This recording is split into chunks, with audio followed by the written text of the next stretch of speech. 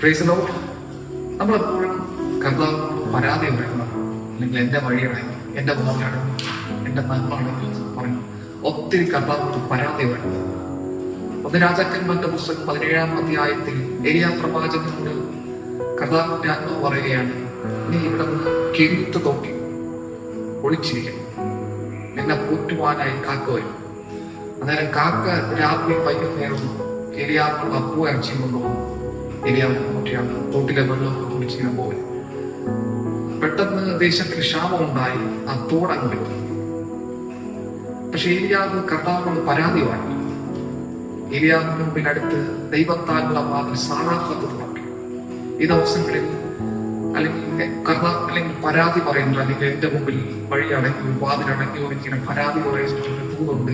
ഇതേ ദിവസങ്ങളിൽ നിങ്ങളുടെ മുമ്പിൽ ദൈവത്താലുള്ള സാറാഫത്തുകൾ കടന്നു. രൂത്തിന്റെ ലൈഫിനകത്ത് ബോവസിന്റെ വയല് തുറന്നുണ്ട്. ഈ ദിവസങ്ങളിൽ നിങ്ങളുടെ മുമ്പിൽ ദൈവത്താലുള്ള പുതിയ വാതിലുകൾ തുറക്കാൻ പോവുകയാണ്. എന്റെ കൂടെ ഈ ദൂതനെ ആത്മാവിൽ സ്വീകരിക്കാം. May God bless you.